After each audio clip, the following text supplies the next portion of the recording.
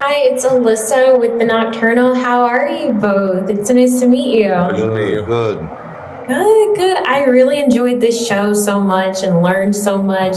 I'd never learned about any of this before, so I really just wanted to say thank you because it's really opened my eyes to so many things, and it's such a great way of telling everybody about everything. Thank you. Yeah. Of course. So I had a lot of questions for you both from a production standpoint. And one of the things that I noticed was a lot of recurring visual elements, especially some things in the water and also all of the coughing throughout the series. I was wondering if you both could speak to any of the symbolism layered into the series and any kind of messages that you wanted to portray. That is a really good question. I think there are some very specifics to Hawaiian belief systems that we tried to find ways to put them in there. But to be honest, some of them just came on their own. I mean, we have this amazing moment in the introduction of Kamehameha's character, where he comes out of the water in episode 3, and there's this arcing rainbow right above him. Now, in Hawaiian culture, the rainbow, if it arcs over someone, is representation of a chief. A real chief, he's ordained to be that. And that's our Kamehameha character, who is looked at by Hawaiians as, the pinnacle. He is not only the chief, he is the king. And when that rainbow arced, I would love to say that it was scripted. I would love to say that it was something that we put in there, but it showed up for us, and it showed up organically, and it showed up over Kaina Makua, who is the perfect person to play this character. It was moments like that we didn't have to create it. It showed up for us. That's amazing. Was there anything for you, Jason, that you wanted to make sure were included or anything? Sorry, what part being included? Anything like what? Well, any kind of messages or symbolisms, things that were important to you and incorporating the culture even more. Connection to sharks. I mean, I think the opening where it's, my family protects her is the mono. So having that and our family based off of our Makua being the mono, being able to ride that shark in the very beginning and sacrifice it and be able to use it for his war tools. That was kind of maybe a nod to my family.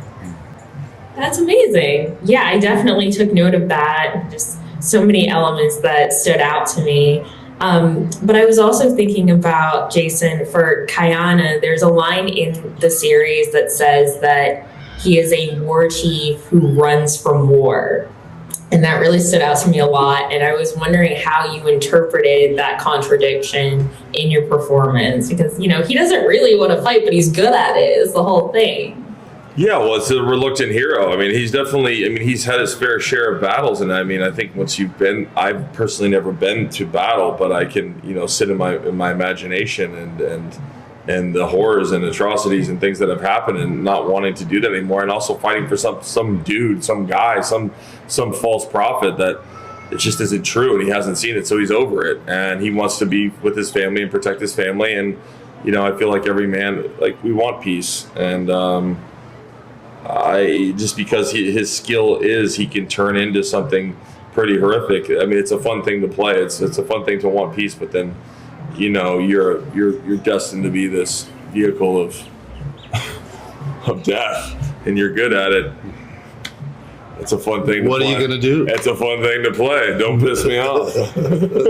For sure. It's definitely your character is definitely someone who he doesn't say it, but he could honestly say I told you so, and you need to listen to me and my method of looking at everything happening. And of course, it's also that's why we really love playing this character, because imagine living in this peaceful world, living here, journeying out and seeing all these things for the first time. I'm talking about a bunny rabbit, everything you're seeing with childlike eyes for the first time, and then bring that back home going what are we arguing about, and what God are you talking about? Because they ain't out there, and they're sure as hell not going to stop.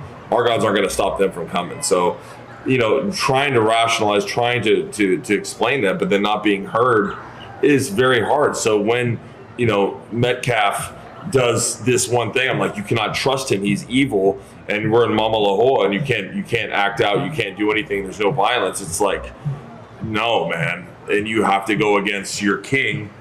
That's not a good thing. But at the same time, you're, as an audience member, as the character, you're like, no, you're wrong. You're fucking wrong. And look what happened. So, but in his own righteousness, he's wrong. And he's also losing his connection. And he has this disease of what the outside world has now breached and come back home. And it's like, he can't go back. And that's all. And he has that evil in him now. He has seen it. He can't go back from that. I wish we had more time to go into this, but I really appreciate both of your time and your dedication to this story. And I'd love to see more from your partnership, just like a continuation of the history. It's such great storytelling. It really starts with you. So, writing great things, getting it out there, sharing it with your friends and family. We have a lot of things we want to do. So we're ready to do it. People just got to watch it. So thanks for your time. Of course. Thank you so much. I appreciate it. Yeah, aloha. Aloha. How are you both? Good, aloha. Okay. Aloha. I love the background. I'm so jealous of the calming relaxation. It's not bad. It's not bad. It's not bad. It's all right. Well, it's so nice to meet both of you, and I was so excited to have the chance to speak with you about this incredible show. I really learned a lot, and I'm excited to talk about your characters. Yeah. Yes. So, Kaina, stepping into the role of King Kamehameha is no small feat, as I'm sure you know. So I wanted to know, what part of him did you really connect with the most personally, and just, as being part of the culture? What does that mean to you? Bearing weight of kuleana, of responsibility. He lifted a naha stone. I've lifted a stone, not the naha, but similar to the naha, and was a part of that set of men that could do so. But when you start to do work like that, where you're lifting stone, heavy stone, and trying to connect or reconnect to Aina, it allows you to really find yourself, and disciplines, the many disciplines that we have in our culture is super crucial. But leadership is probably one of the hardest. And you're gonna run through doubt, emotions that you probably never felt before. And I would never have liked or enjoyed Kamehameha's story if I hadn't become a leader myself in my community. Mm-hmm. And so that's what I bring or brought to this film. Really went about it in a good way. So very nice. Yes. So Moses, I know that, being able to portray the Hawaiian culture authentically is super important to you and your work. So I was wondering, your character Moku, he's a protector, he's a strategist, and he's a father. So I was curious, how did you tap into all of those layers while staying true to that authenticity that you always want to portray? Yeah, I found moments where I could connect with my character. I'm not a father myself, but I have many nieces and nephews, and I have that. I've always had sort of a fatherly energy that I put forward when I'm spending time with my nieces and nephews, and I definitely channeled that into the character. Culturally, this is something that I've been spending a lot of time. I've been spent almost 30 years telling these stories and connecting with my culture through these stories that I tell, and this was an opportunity for me to bring all of those things together.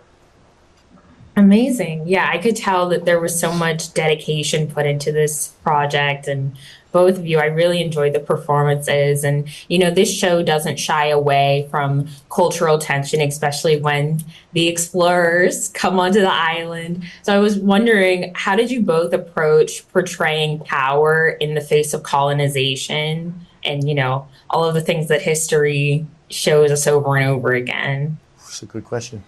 I mean, thinking about what they must have felt when that first gun went off, right? And seeing the devastation of what that it could bring, but also seeing the power that it could give you. It's a chilling feeling, right? So it's really just putting ourselves in those moments. Of course, not saying that whether we like that feeling or not. But just feeling that power that comes with that. the terrifying power that comes with that. Yeah. You know, it's definitely controversial, but if you look at it, and I'm going to take it back to where I'm actually from, Waimea, Kauai. Captain Cook actually arrived in 1778, in Waimea, the town that I'm from. Land on the beach. In today's time, I run a canoe club that's right where he landed. And in his journals, and the journals of the captains that came with him, they wrote about agriculture, and how after traveling all this world, everywhere in the world, landing in Waimea, maybe one of the last two places he would land, never seen anything like it as far as food production. He called it the breadbasket of the Pacific. And from that perspective, it tells me that this was a thriving community, and this was only one place. Imagine the rest of Hawaii, how much food we had. And so looking at that from that perspective in the lens of a white guy coming to Hawaii for the very first time and saying words that breed that type of influence and inspiration is amazing. And for me, being a farmer, that only tells me we got some work to do. You know? Yep. That's what I take from Sustain the people. Yeah, sustain the people. Of course. Oh, I really appreciate that insight so much. And this was so important for me to, watch this show and continue to educate myself on these topics. So I really appreciate your time today. And I hope we can speak again for anything else you work on in the future. Right on. Mahalo. Mahalo. Hi, good, thanks. How are you? I'm doing so well. I loved watching the show so much, and I found both of your performances super empowering. And just congratulations overall. Thank you. Of course. So both of your characters really defy typical gender roles, especially for me. I wasn't super familiar with this story, and a lot of westernized stories involving women were kind of asked to sit back and not do as much. But I love seeing the fighting alongside the men. I thought that was super cool. Yeah. So I was curious, what did portraying this strength mean to you both as Polynesian women and just really representing the women of this culture? I think you've said it many times. It's a true gift to be able to stand in that power as wahine, and it's something that we all, I believe, intrinsically know and we have, regardless of where you are in the world. And so to be able to bring that to life on screen and give women an opportunity to truly see themselves and the power that they hold and the influence that they have is really beautiful. Yeah, and being Polynesian woman, portraying Polynesian woman, first of all, a dream, but we were raised by amazing Polynesian women. So a lot of where we drew inspiration for our characters were from our mothers, our aunties, our sisters, cousins. I don't have sisters, but your sisters. So yeah, that was a big part of it, and we knew these people. It was familiar. There wasn't anything that was tough, and we are portraying real historic figures. So if we couldn't rely on the resources that we had, the very minimal resources that we had, we could look to that. And you're so right. We're used to seeing these Western female characters, and we had to really reject that. We're making a story in the 18th century. With no contact with the outside world at this point, that influenced Western feminism or the lack of. So we really had to, strip it all back, and that was kind of refreshing in a weird way, because it was like, oh, this didn't exist. What was that like? No, you made it. Yeah. Ka'ahumanu made it. She Yeah. is the feminist icon of Hawaii. Yeah. No Yeah, pressure. absolutely. And Luciane, I'm really curious about how your character is so bound by prophecy, and she sees, oh my gosh, so all of the different spirits, and she has all of these thoughts about my path in life isn't going the way I thought it was supposed to. Yeah. How did you find your character's emotional center? Because she's also, keeping secrets. Yeah. Her, ability to have children, and there's all these different things that she's kind of keeping to herself. I think it all started in the research. When you start to see her point of difference to any historical figure, you're like, whoa, okay. And big plot points from the prophecy kind of act as a catalyst for where her legacy is going to go in the future without trying to give anything away. And I found that really inspiring. I was just like, oh, that was something in her life that made her choose another path and stand with that. So I found that really inspiring, and I made sure as scripts were changing to maintain that. And as you said, there's a secret in there, and that is a very important plot point with her father, because he's orchestrating this plan, and he's like, I know who's going to be the king, and my daughter's going to be the one right next to him, and this is it. And for her to kind of shatter that dream is, another layer. So that was so fun to play, and it just made the story richer and really, really fun to play. Definitely going to be using this show as a way to kind of just learn more and, do more research. It's super interesting to me. I never learned about any of this before. So I really appreciate both of your time and your hard work on this series. It's really enjoyable, and I'm excited for everyone to see it. Thank you. You both. Chatting. Bye.